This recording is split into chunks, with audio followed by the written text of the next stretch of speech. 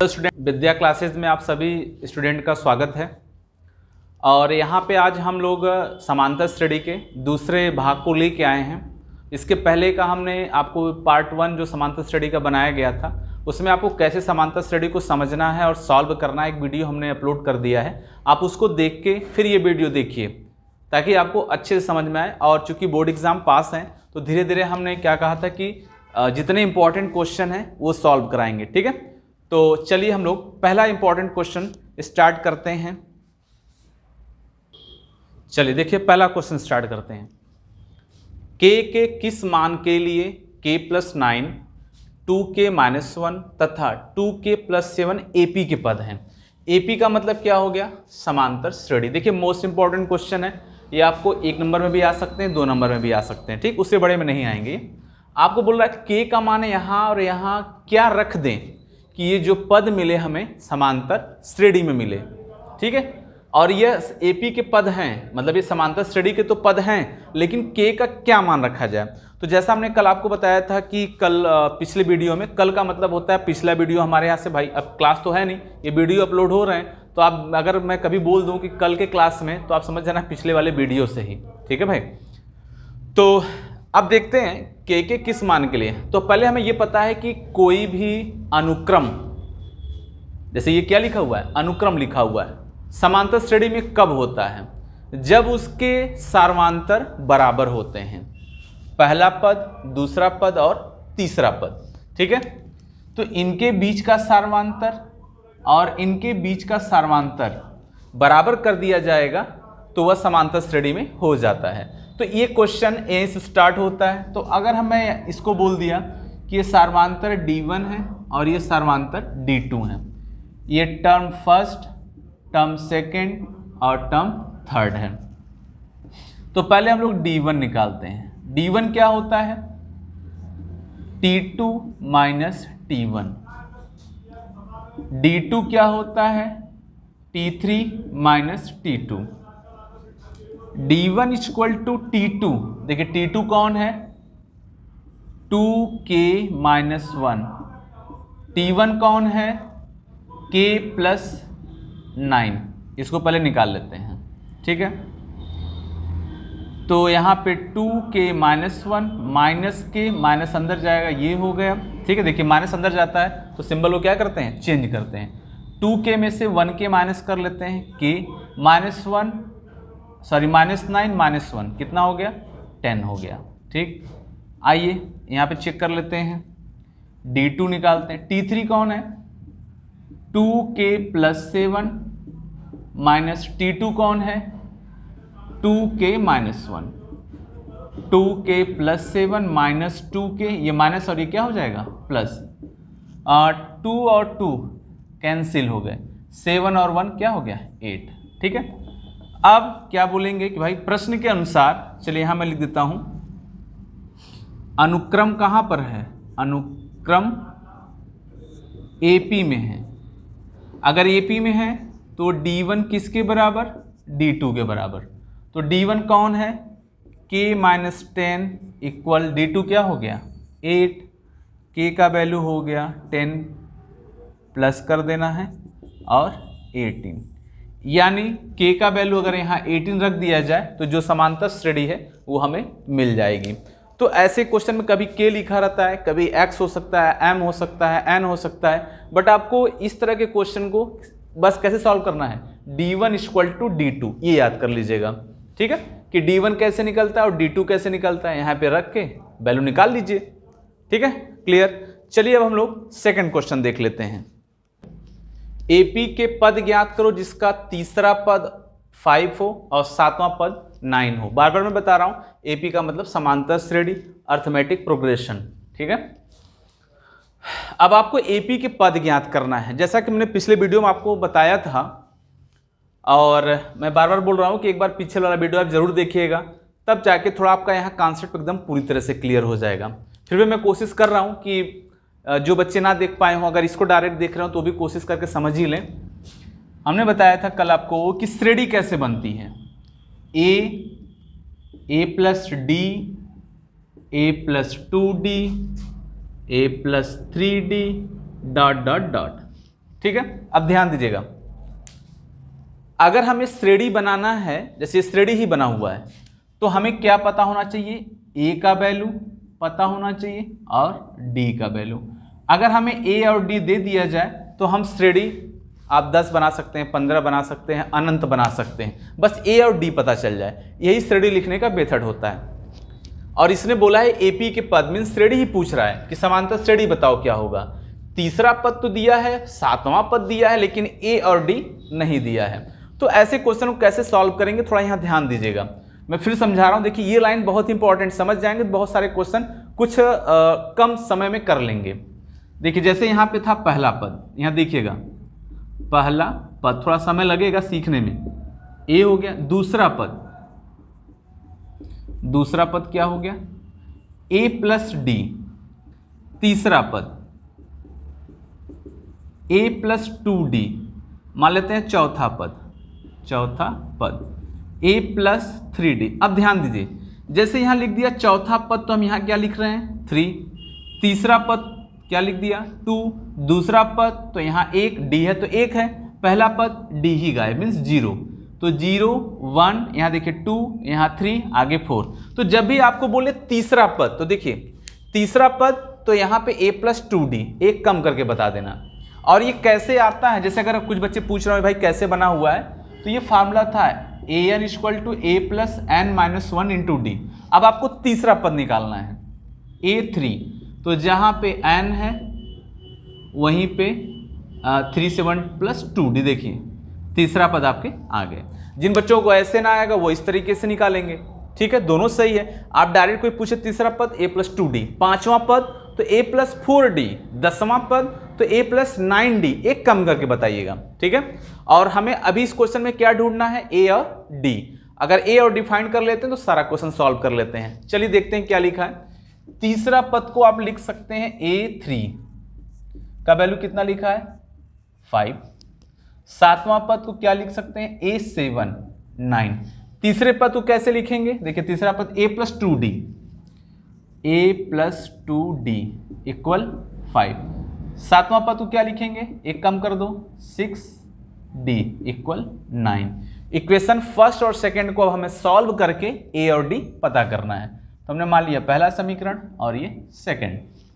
Solve करते हैं कि समीकरण 1 व 2 से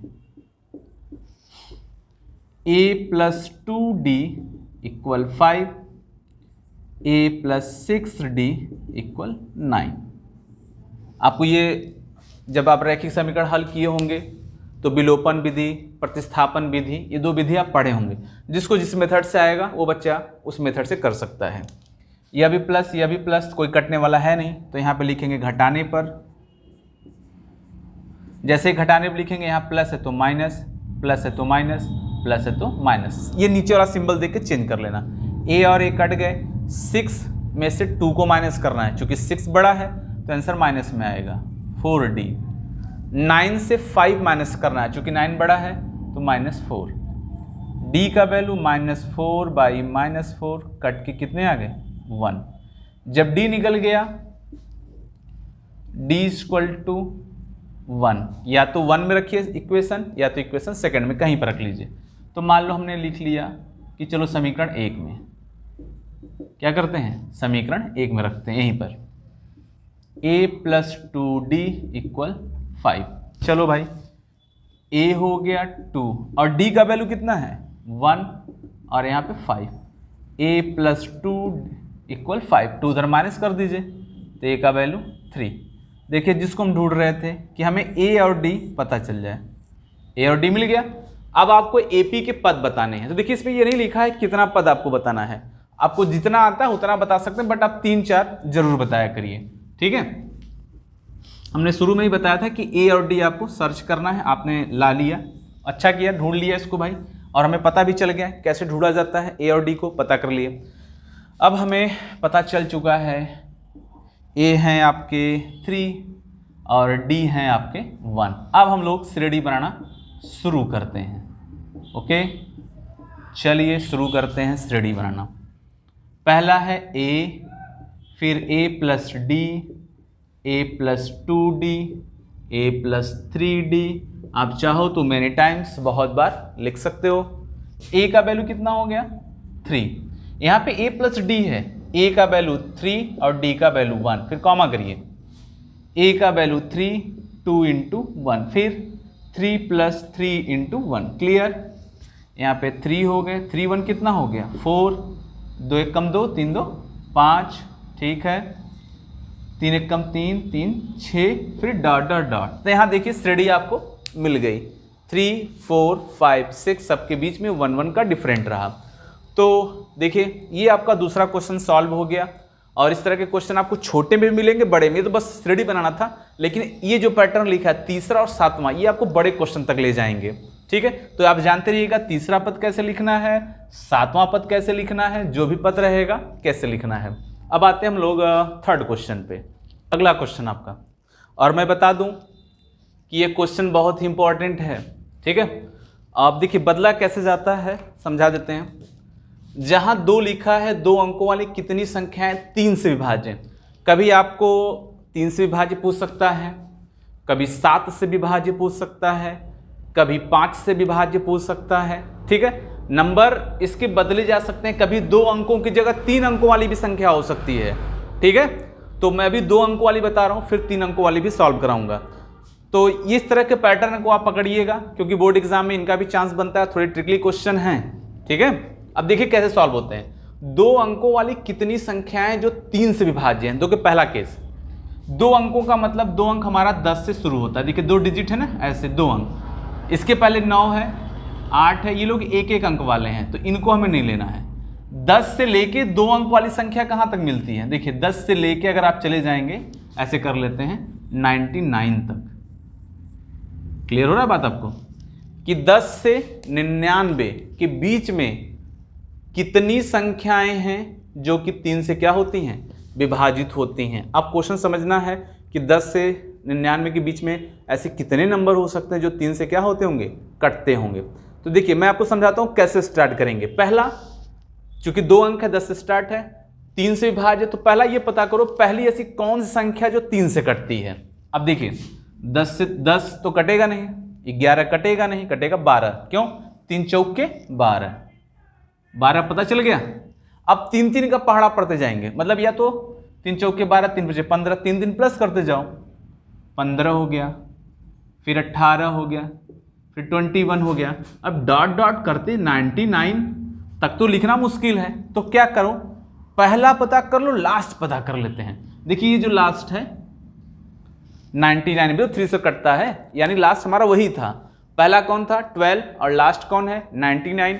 इनके बीच में कितने नंबर हैं जो 3 से डिवाइड होते हैं। चलिए करते हैं क्वेश्चन कैसे सॉल्व होगा। प्रथम पद कितना है 12, लिख लिया।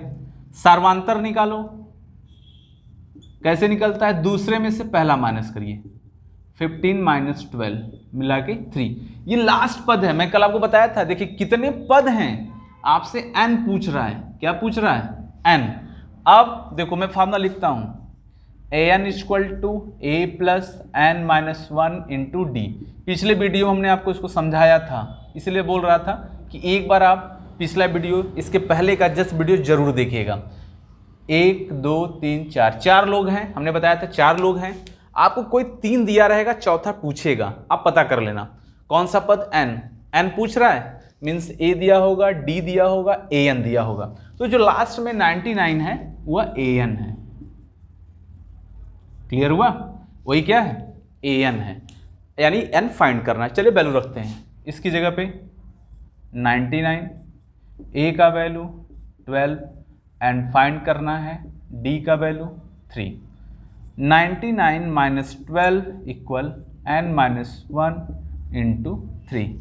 9 से 2 को माइनस कर दीजिए 7, 9 को 1 से माइनस कर दीजिए 8। फिर से देख लीजिए, 9 से 2 माइनस हो गया 7, 9 से 1 8। ठीक है, अब देखिए इनटू में है, कहाँ कन्वर्ट कर लेंगे, डिवाइड में, n - 1। कट करिए भाई, देखिए कट जाते हैं, 3 दूना 6 और 3 नवा 27, n - 1। ठीक है, ये 1 इधर हो जाएंगे, तो 29 + 1 मीन्स 30। क्लियर हो गया। 10 और 99 के बीच में, मतलब 10 और 99 के बीच में 30 ऐसी संख्याएं होंगी जो 3 से क्या हो जाएंगी, विभाज्य हो जाएंगी। जैसे कुछ बच्चों को समझ में ना आए, एग्जाम में मिल जाए, तो वो क्या कर दें, अब 10 लिखें, सॉरी पहले 12 लिखें, फिर 15, फिर 18, फिर 21, 3 प्लस करते करते 99 तक पहुंचे, फिर काउंट कर लें। उसमें क्या होगा कि उतने समय में तो 4-5 क्वेश्चन लगा लेंगे, जितने समय में ये गिनती गिनेंगे, प्लस माइनस करेंगे। तो ये तरीका सिंपल है, ये तो उनके लिए भाई जिनको कुछ आ ही जा नहीं रहा है और पढ़ना भी ना चाह रहे हो, ठीक है। तो अब क्या देखिए, हमने बताया कि इसमें जैसा 2 लिखा है 2 अंकों वाली, यहाँ 3 अंक वाली भी हो सकती है। जहाँ 3 लिखा वहाँ 7 भी हो सकता है, 5 भी हो सकता है, ठीक है, कुछ भी वैल्यू लिख सकते हैं वो आपको सॉल्व करने के लिए, but method is equal. Okay, method आपका सेम होगा, मेथड नहीं चेंज होंगे, ठीक है। चलिए इस पे आगे हम लोग और क्वेश्चन देखते हैं, इस तरह का भी एक क्वेश्चन। चलिए अगला क्वेश्चन शुरू करते हैं। 3 अंकों वाली कितनी संख्याएं जो 7 से विभाजित, देखिए आगे क्वेश्चन ना, वह 2 अंकों वाली और ये 3 अंकों वाली। 3 अंकों वाली कितनी संख्या है 7 से विभाजित। तो पहले आप बताओ 3 अंक कहाँ शुरू होता है, 100 से शुरू होता है, और लास्ट कहाँ पे होता है, 999 पे 3 अंक समाप्त हो जाते हैं। इन्हीं के बीच में आपको ढूंढना है कि कितनी संख्याएं मिल जाएंगी जो 7 से विभाज्य होंगी। तो पहला काम क्या है, पहला काम हमारा ये होगा कि पहली संख्या पता करो जो 7 से कटती हो, पहली संख्या पता करिए। तो देखिए 7 से कटने वाला है तो 7 का पहाड़ा, 7 दूना 14, 7 तिरक 21, 7 चौक 28, ऐसे पढ़ते जाएंगे। तो लास्ट में 7 दहा में 70। देखिए मैं आपको तर्क बता रहा हूँ कैसे आप पता करेंगे। 70 के बाद अगला 7 जोड़ दो, 77, ऐसे +7 +7 +7 +7 करते चले जाइए, वहां तक जाइएगा जहां पे 7 के कटने वाले नंबर आपको सबसे पहले प्राप्त हो जाएं, ठीक है। तो ऐसे चलते जाएंगे तो पहला आपको मिलेगा 105। देखिए स्टार्ट हुआ, +7 करते चले जाइएगा, और जहां 2 नंबर ढकेगा पहला नंबर आपको यही मिलेगा ही, 105। अब इसके बाद कौन कटेगा, इसमें 7 ऐड करो, 7 5 कितना हो गया, 12। भाई +7 करते जाना है, 7 ऐड करिए, 7 2 9 19, ठीक, डॉट डॉट डॉट, ठीक, पहली बात। और हमें क्या करना है, लास्ट वाला पद भी पता करना है कि कौन कट होगा कौन कट नहीं होगा। तो अब चूंकि लास्ट में तो ये है, अब ये कट हो रहा है कि नहीं हो रहा, डिवाइड कर लो 9 से, भाई चेक कर लेते हैं। 7 एक कम 7 हो गया, यहाँ कितना बचेगा, 9 में 7 गया 2, 7 चौक 28 हो गया 1, 7 दूना 14 हो गया भाई, 9 में से 4 गया 5, यानी संख्या 5 बढ़ रही है। 5 अगर 5 नहीं रहता, जैसे यहाँ पे 9 हो जाता तो कट जाता ऐसे कुछ, या यहाँ पे 4 होता तो कट जाता। चलिए छोड़िए, देखते हैं। आपको पता चल गया 5 संख्या बढ़ रही है, तो क्यों ना उसमें से 5 घटा लेते हैं, 999 - 5। अब देखते हैं, 9 से 5 गया 4, यहाँ पे हो गया 9, सॉरी 8 हो जाएगा ना, नहीं सही 9, ठीक, और 9। अब अगर यहीं पे देखिए, अगर हमने 4 कर लिया, ये देखिएगा यही 4 किया, अब यहाँ पे क्या डाउन होगा, 4 और 7 दूना 14, पूरा कट गया ना। तो लास्ट वाला टर्म आप ऐसे पता कर लीजिएगा कि कितना बढ़ रहा है, वो माइनस कर दो, वो नंबर आपसे कट जाएगा। तो लास्ट हमको मिल गया 994, हमें श्रेणी मिल चुकी है, ठीक है। ये श्रेणी आपका मिल गया। देखिए थोड़ा सा हम कह नहीं सकते कि बहुत ही सिंपल है, बट थोड़ा दिमाग आप लगाएंगे तो I hope you can better. Okay, थोड़ा सा मेहनत तो करना ही पड़ेगा। 994, ठीक है। अब शुरू करते हैं, हमें क्या दिया है, A 105 पहला पद दे दिया, D फाइंड करना है, दूसरे में से पहला माइनस करना होता है, क्योंकि सब में तो 7 का ही डिफरेंट है। क्लियर हो गया।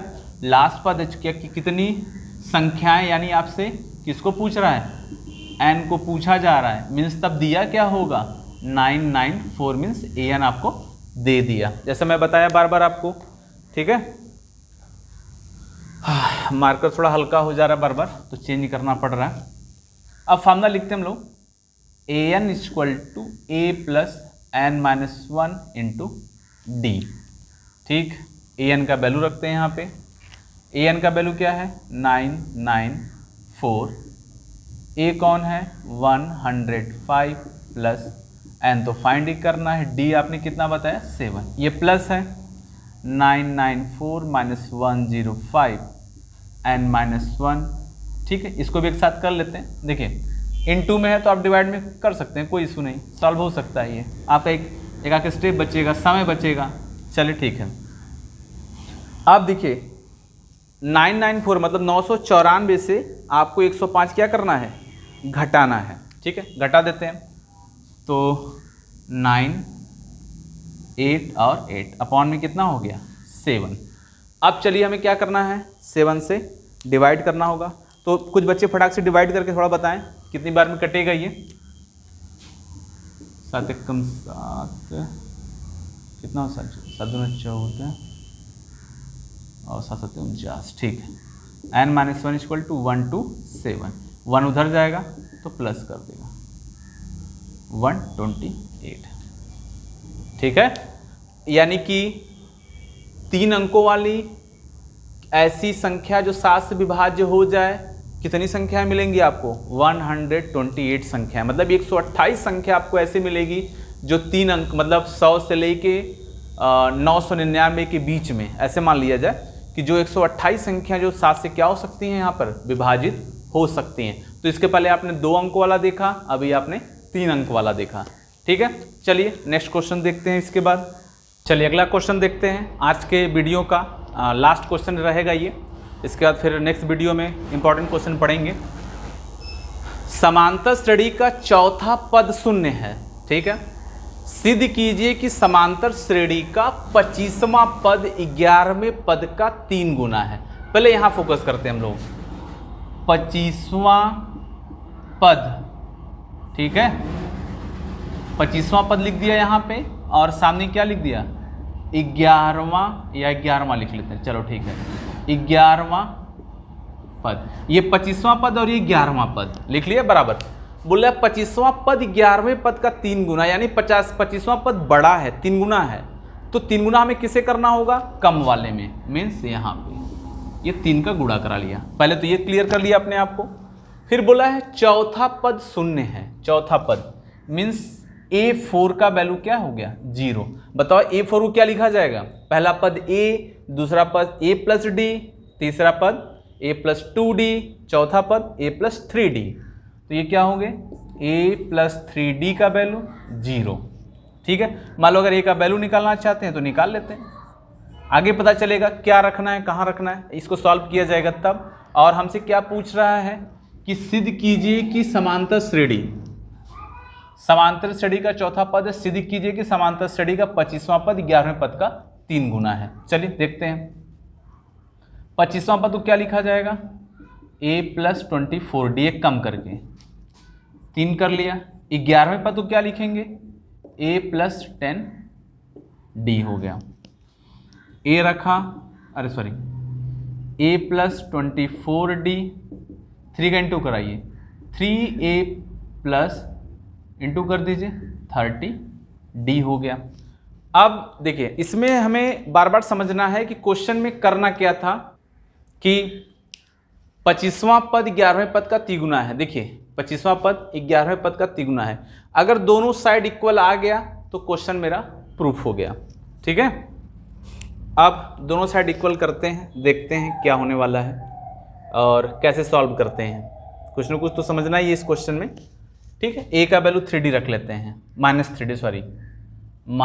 3D plus plus 24D,